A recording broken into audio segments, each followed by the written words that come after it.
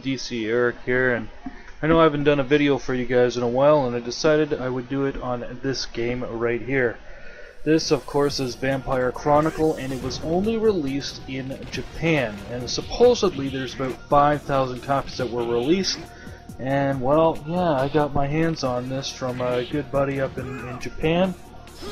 He goes by the name Ryu Kanker on, or Tenker on Facebook, and he gives out some wicked, amazing deals on games. Now this game right here, I spent probably around $35, I think, and regular price it can go up from 50 to 70 and even higher.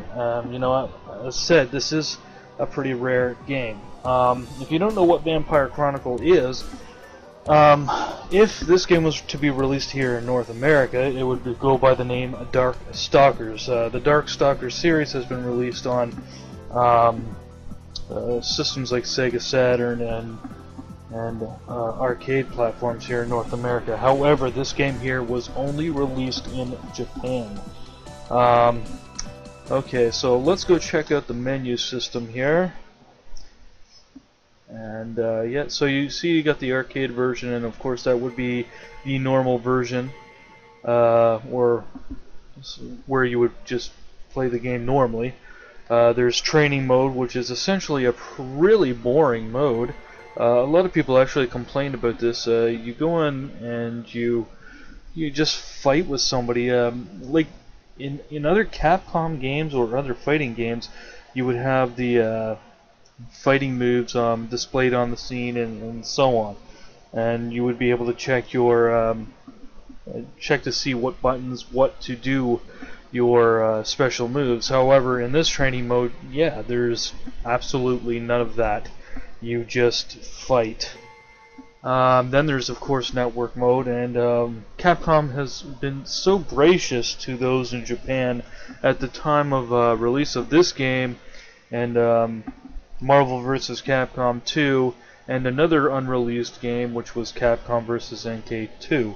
Sorry, an unreleased game in North America. It was only released in Japan. However, yes, all three of those games got network play in Japan, and Marvel vs. Capcom 2, when it hit North America, did not get network play. So, yeah, and by now, anyways, the network play is no longer able to be played.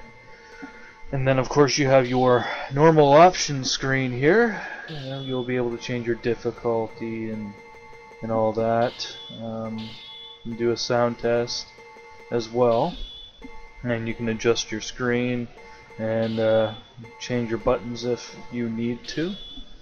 One complaint I had seen on this is that the layout of the buttons for the controller are not very good for doing specific punch moves. However, I've never really done those special moves, so I can't really tell you how good or bad that is. I'm not really good at fighting games, but I still love this game nonetheless.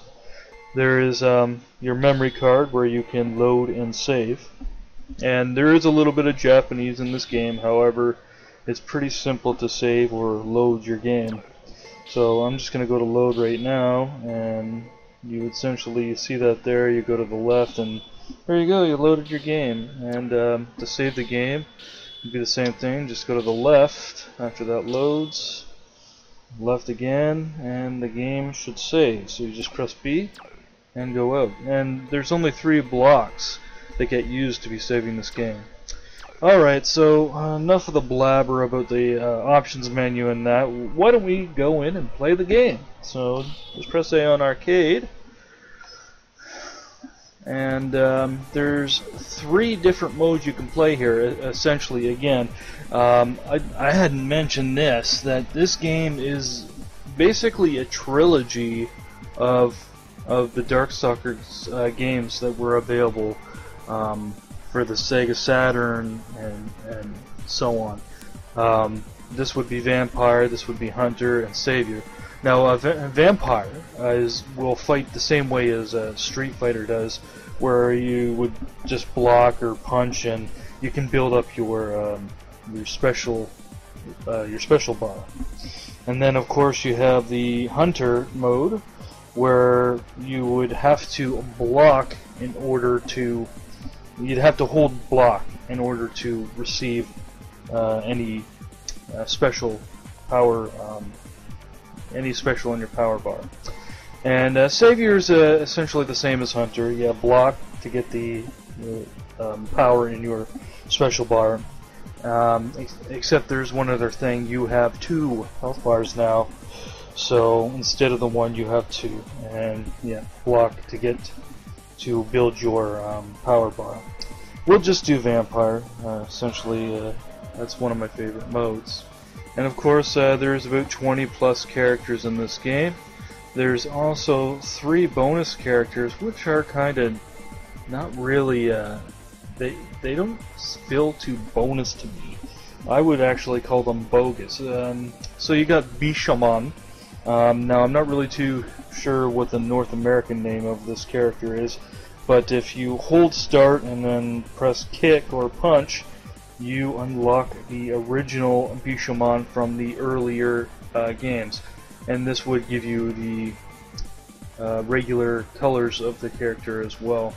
Then there's of course Shadow, and I'm not really too sure what the name of the other one is. However, those 2 characters, you don't fight as them. Okay, so Shadow, you will you play as characters from your previous fights. So you will fight. Okay, so you use Bishamon and you fight against Lele here, and then you win against the battle, and you will use Lele against the next character, and then once you beat the character that you're fighting, then you become that character. As for the other character, which again I'm not really too sure of the name, you will fight the same character you are fighting throughout each and every battle. So again, yes, not very bonus to me, sounds pretty bogus. Now the characters I actually know in this game is Felicia, because I've played them in other Street Fighter games. I'm kind of new to the Darkstalkers series, so there's a few characters I know, but I haven't really played these games. So this is the first, and I really love the game. Okay, so now you can choose whether to fight normal, turbo, auto, or auto and turbo. I don't know exactly what auto and turbo would do, but you choose normal, you fight normal, turbo, you fight faster, and auto will automatically choose. So I don't know what auto and turbo does for you. So we're just gonna choose, why don't we do normal? And then, of course, again, this is to your, where I was saying the game is basically a trilogy. It will choose your fighting moves, which were generated for those games. So Vampire, you will be using the controller config for that game, and then Hunter type, pretty much the same thing. So I just use Vampire type.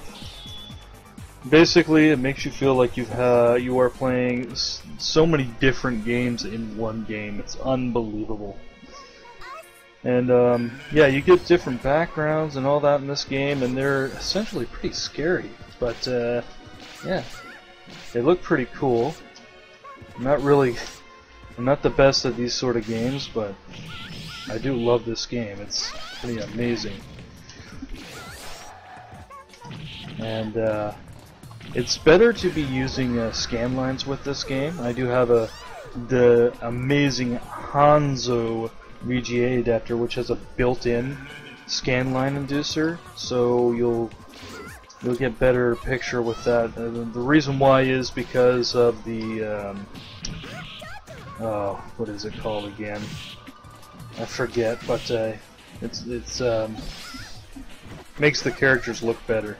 Oh yeah, sprites, sorry. The sprites are more visible with a VGA cable, or what you'll be seeing on the screen currently. I'm using this video right now. But yeah, so each and every level looks pretty amazing. It's like a 32-bit game.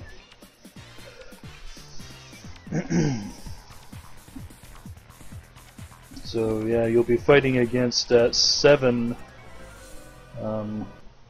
competitors or enemies in the game, and then once you are done with 7, the game is over. I guess I will show you guys the game. Why not, right?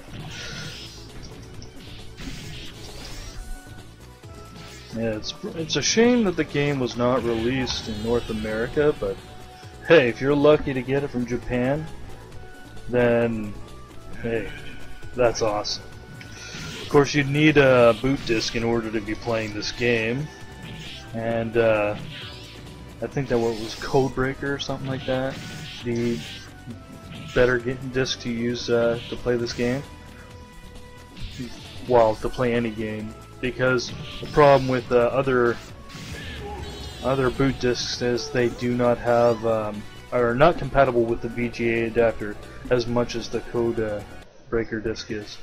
I'm using the DCeric disc, and there is 2 different versions of DCeric that either support VGA or don't, but it's not mentioned on the disc. It may be mentioned on a box or manual, but I do not have a... When I bought this, I did not get a box or manual. It's just the disc.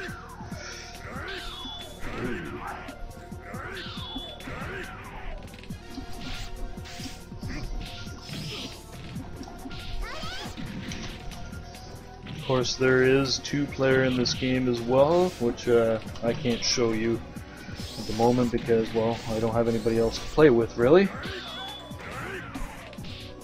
It is a shame that North America did not get online play with any of the Capcom games.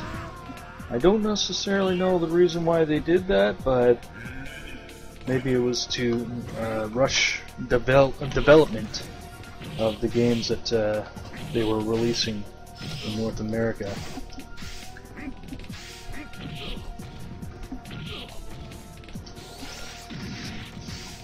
I would definitely recommend you get this game, though, a part of your list if you are a big fan of fighters. Well, my list is getting pretty huge from Capcom. I have most of my Capcom games for the Dreamcast are the Japanese versions, basically because they are cheaper.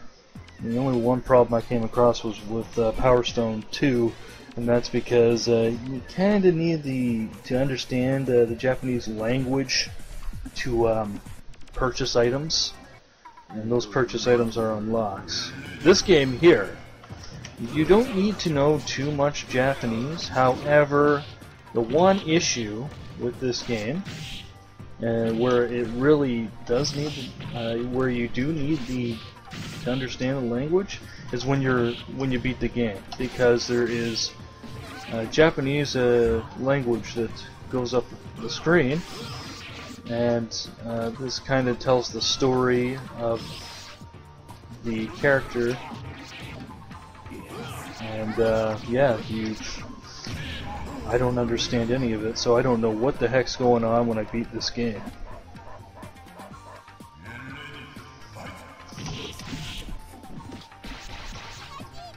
Now, I'm not really too sure as well. One thing I've noticed in this game is there's a little bit of gore, and Capcom has never been known for gore in North America that I know of. I don't even know if Darkstalkers and, like, for the Sega Saturn had blood. Like I said, I'm pretty new to the Darkstalkers series. This is the first time.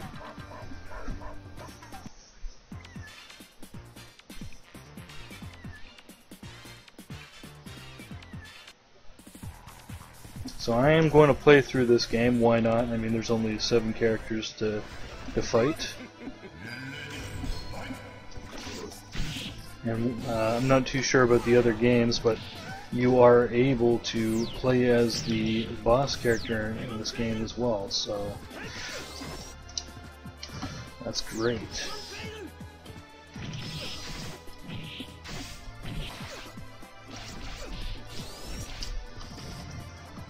The Sega Dreamcast was a very excellent system for fighters, and like this is one of them that you just are baffled on why they pulled the Dreamcast. But the sales at the time pretty much explain the issues that caused the system to be pulled off the shelf. And you know, I was one of those guys who, you know, I was a big fan of the PlayStation and Nintendo 64, and a lot of people were saying, "Oh, the Dreamcast was ahead of its time," and I did not listen. It was only a few years later that I came more interested in the homebrew scene of the Dreamcast. But yeah, after a while, I was just like, okay, I'm gonna start looking into the commercial games and see what it's about. And yeah, it's a pretty amazing system with an amazing library of games.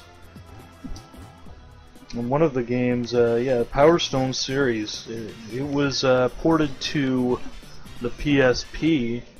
However, those games were just one of a kind to me. And it's funny that they did not make any sequels. Now this game here too, I did not mention this. This game, even though not released in North America for the Dreamcast, it was again ported to the PSP. Now of course you can use the TV out on the PSP and enjoy playing it on the TV screen, but I don't think you'd get the same experience as you would the Dreamcast. And there was one other issue with the Dreamcast version as well, that there's a tower mode that was released in the Japanese, the PSP version. And I guess from what I've seen, because I've never played the PSP version, is you could use 3 characters in a battle. I don't know if it's the same as Marvel vs. Capcom 2 or not, but yeah, you could use more than one character on the screen. And essentially, that mode is where you can unlock special features and stuff. I'm not really too sure, but I don't think you can unlock anything in this game. It's pretty much a straight arcade port, and it's one of the most perfect arcade ports. So yeah, there's no unlockables except for a couple passwords.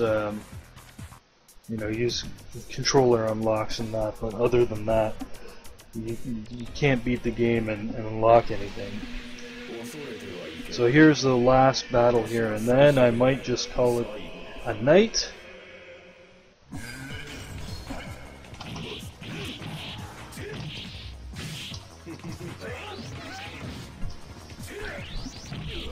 This guy is nuts. I don't even know if I'll be able to beat him, but I do have it on easy, so I don't know why it's too hard. Now, I'm sorry if this video's kinda long, but again, this is one of those games where you'd like to know a little more about it. There we go. Round 1 beat of Jada, I believe the character's name is. And of course the backstage here is kind of creepy. We've got a fetus of Jesus Christ, I believe? Yeah. That's what the level, it said at the beginning of the level, so I don't understand it, but yeah. Okay, so there you go, I have beat the game using Felicia, and we're going to check out the ending here. I got 3rd place in high scoreboard. And there you go.